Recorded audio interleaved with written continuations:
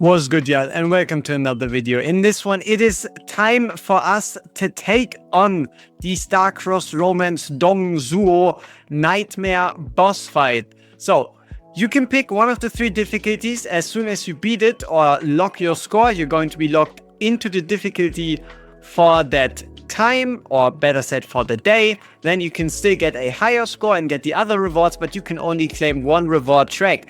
So depending on your account, either pick normal, hard, or nightmare, or start on normal. And if you feel like you've already reached over 26 million, swap to hard. And then if you've finished hard, swap to nightmare. Now, next up, we need to talk about a couple of mechanics. Number one, they'll obviously get introduced here. But yeah, so Massacre. Massacre is very important to know. And that is, you need to have 3 units adjacent to him, or the damage he does throughout Massacre is going to be so big that either one or two of your units that are around him are going to be basically guaranteed to die. So Massacre does a crap ton of damage. That's number one. Control immunity, so you can slow him. It doesn't really make too much of a difference, but you can slow him.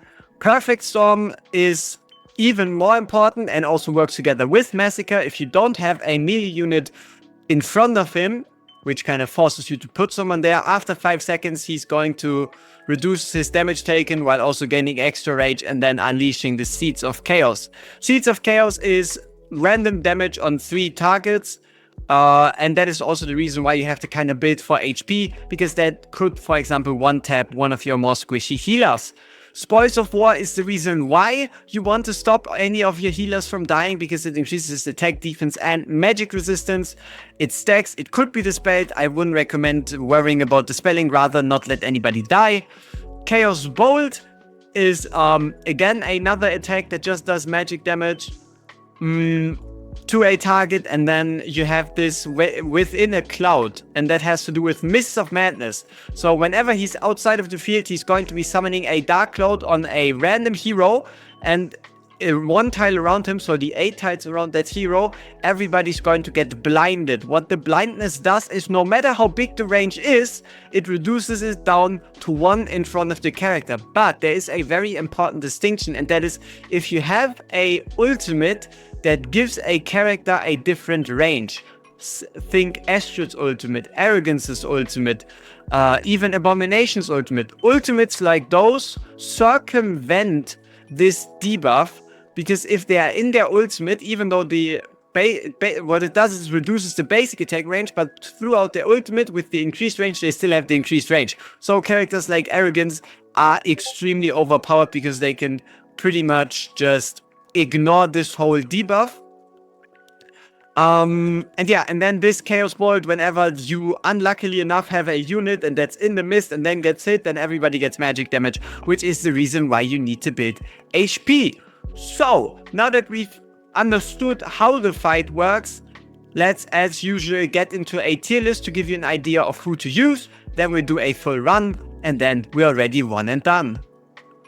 As of this video, we are very, very close, in my opinion, to 10,000 subscribers. So if you see this video, if this video helps you out, if you took anything away from it, or in general, if you just want to support me, obviously leave a like, a comment. They always help out getting the videos to more people. But yeah, if I ever helped you in the past, you could be leaving a subscriber to become one of the first 10,000.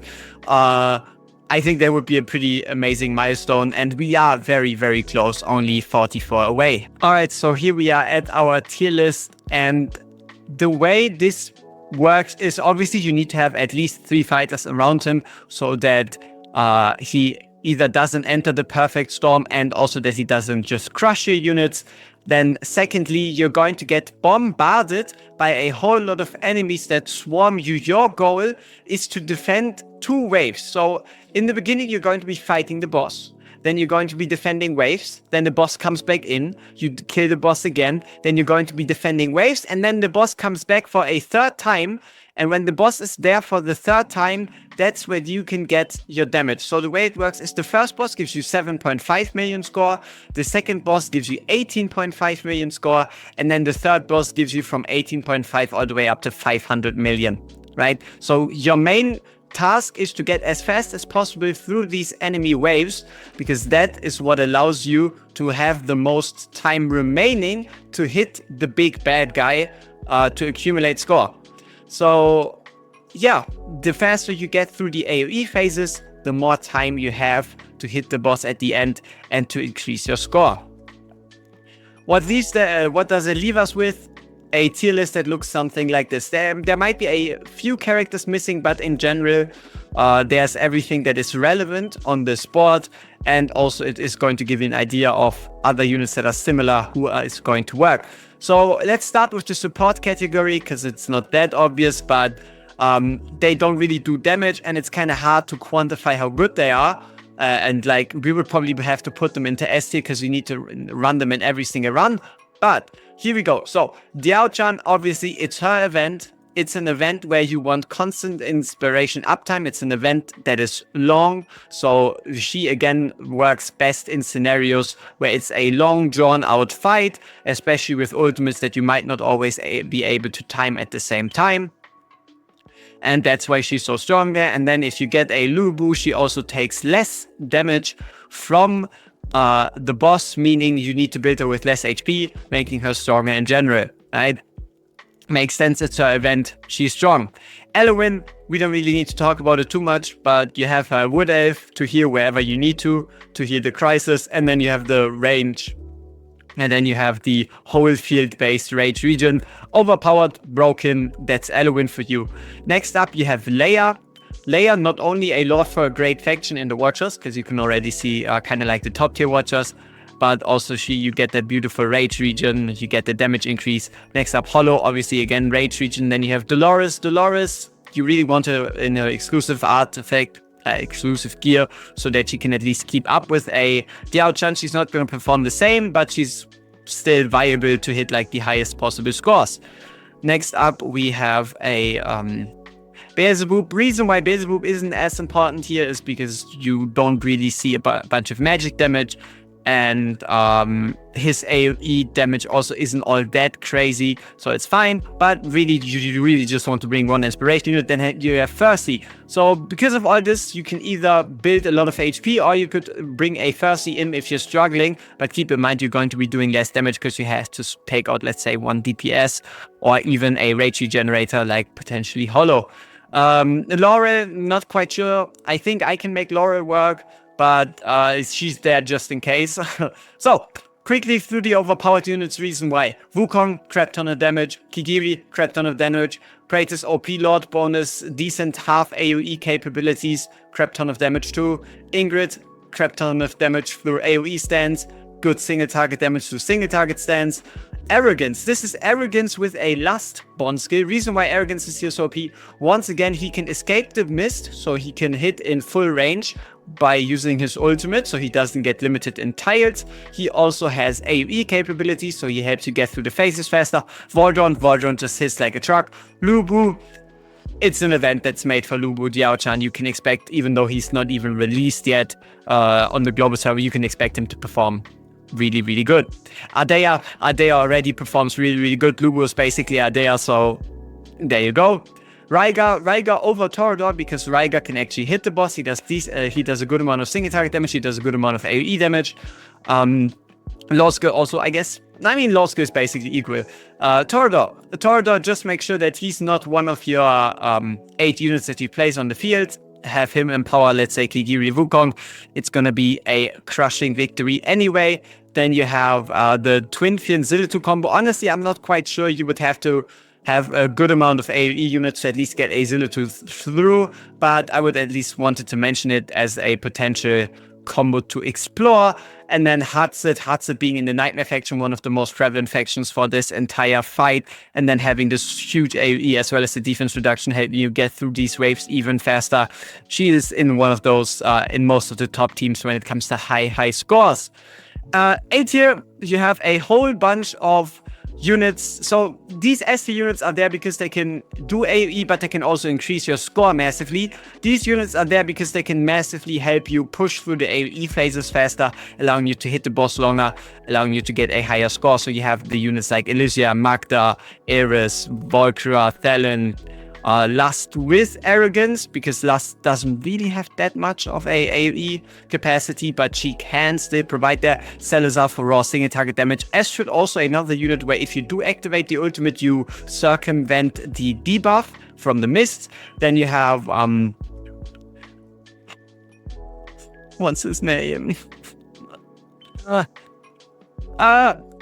The guy with the beard that gives you a 30% damage reduction on the boss, so the boss does less damage, meaning you need to build less HP, meaning overall you can get away with less. Wrath, the reason why Wrath is so OP, a lot of Nightmare units are nice, and then you have this Piercer faction. Piercers and also mages aren't really that favorable here because they can't block. One of these issues is not just killing the units that get in, but also to block them so they don't just run past you. And then, yeah, you have like a whole bunch of single target damages, and that's pretty much the end of the list. Those are all the most relevant units for this piece of content. Let's get into a run. So now that we all know how the fight works, what to do, who's good, let's play it properly. The team we'll be going with is going to consist of Volcra, Abomination, Arrogance for like AoE, Wukong for stupid amounts of damage. And also another reason why Wukong is so nice has to do with right here. Monkey business, right? Monkey business allows one of these units to just stop dying, right? Which might come in quite clutch, to especially towards the end. And then we have my funny boy Damon here, just because I like him from his design and I kind of just want to use him. And then also for a couple more reasons, which you see in the fight. And then we also have a Laura in here. I try to stay away from like as many super overpowered units as possible. You can also just replace Wukong with Lust if for whatever reason Wukong isn't someone available to you. And yeah, I guess we go straight into the fight. Keep it simple, keep it short.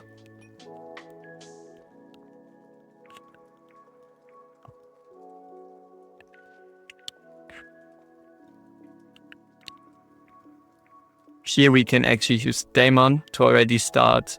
Let me actually move myself out of the way. Well, now I'm in front of the score. Let's go over here to deal with these cannons. Here we can go with Dolores. There we can kill him. And then, perfect.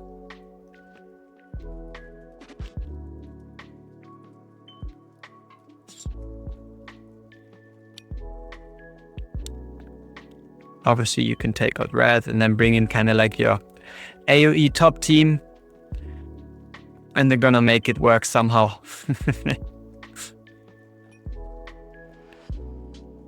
But yeah, here you'll see it in a bit when Arrogance does get blinded. The way this whole range increase thing works and how they're still able to hit, even though according to the range they by no means should be able to. So yeah, Volcra is currently blinded. Volcra sadly doesn't get that increase unless you were to give her a shield, but that doesn't make her any less powerful. Here we're kind of just putting in Daemon to help out a little bit with the guy on Abomination, because we really want to try to keep as fast a pace as possible to get through this fight the quickest. And then you have these Spear Charger guys. You gotta be careful of these Spear Charger guys. They stand a decent chance at killing your units, so you really want to kind of keep your Wood Elf, keep your Elowen ults, keep all that good stuff ready, so that you see how close this is on Arrogance, so you can pretty much just avoid having one of these units die. And then even if someone were to pass, we always have like a Daemon or a Wrath ready, just in case.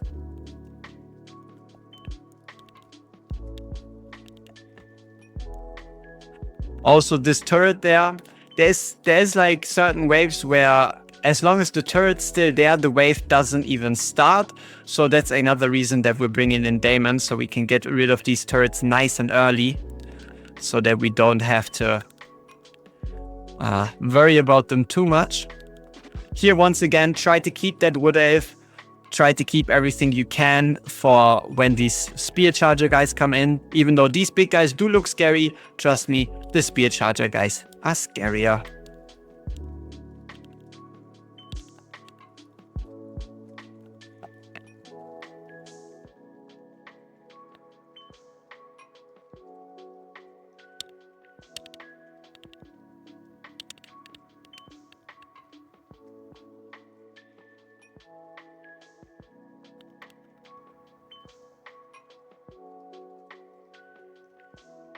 Yeah, we're doing decent. We're not doing like incredibly well time-wise, but we are doing decent.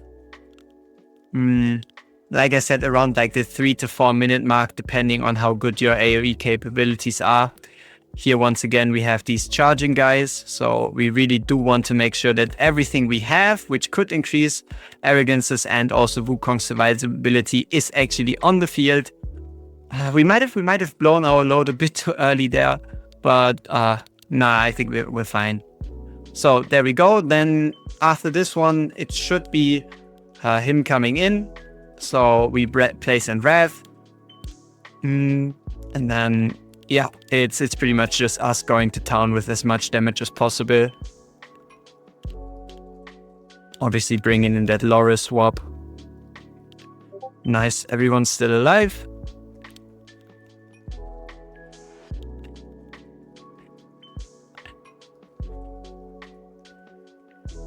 And then here, these turrets, they kind of add in a bit too much RNG for my tastes. So that's also why we have Daemon there. Low respawn time. Pretty nice to take care of these. We could be using Volcra there. Might work to the same extent, but I don't really want to risk it. To the point where she somehow ends up dying. Here, just to kind of prepare for like this Chaos Super Slash thing. We Seeds of Chaos. We try to activate everything what we have, every ult we have, get in that beautiful Wood Elf, and then at this point we can even use my guy here for damage. Just gotta be careful that we don't let him die, because that would be a lot of wasted potential for no reason. Can bring in Volk. Yeah, and then there you go. We've broken 100 million. Everything past that is just a bonus. As usual, obviously it looks better. The higher the number, the better. But I think it's a better idea to just try to get your 100 million somehow, and then not try to compare yourself against these that get like 450 million and such. Because at the end of the day, it's not like they're getting any more resources than you do from the soul shenanigan. It's pretty much just flex points. And yeah, let's see, 140 million. There we go. Not too crazy a score, but also a still somewhat accessible team on how to beat 100 million. As you've seen, we did beat it by around 50% more. So you could go with, let's say, less gear. And stuff like that.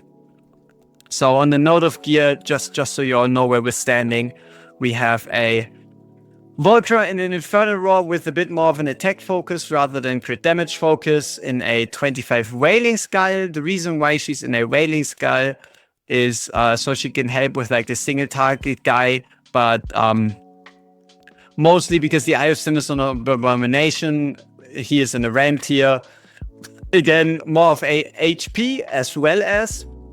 So the important part is if you the units that are around the boss, you really want to stack HP on those guys. So we have a bit of an HP focus on Arrogance right here. It's only 2 pieces, but it is enough at around 29,000 HP. And then a Ram tier on him. Daemon in some funny gear, more of a focus on crit damage. Reason for that is because he gets 60% attack upon deployment. Infernal Roar set. Scarlet Hunt just for the stats. Wrath in a 16 Wailing Skull, as well as a full Sorbonne Arcana with again attack focus, attack speed, crit damage, anything the like.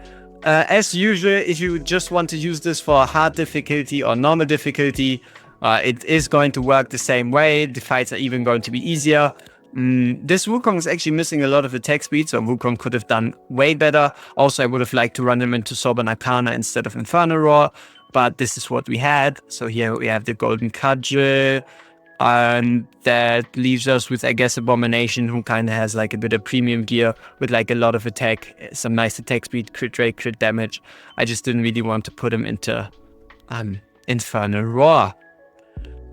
Yeah, and then Laurel, obviously, yeah, no, just a bit of HP, Invigoration set, Dolores, the important part, Broken set, but exclusive artifact, exclusive gear, Golden Scarab, Hollow in, this is kind of important, try to give your Hollow a bit more HP, so we're using 1 HP % main stat, with then attack speed, rage region, attack. The healing isn't necessarily all that important, so you kind of want like 100% to like 200% attack, then a lot of attack speed, and then the rest into rage region, as well as a euphoric orb. Let's end it on Elowen with stats that look like this, and we see each other in the next one.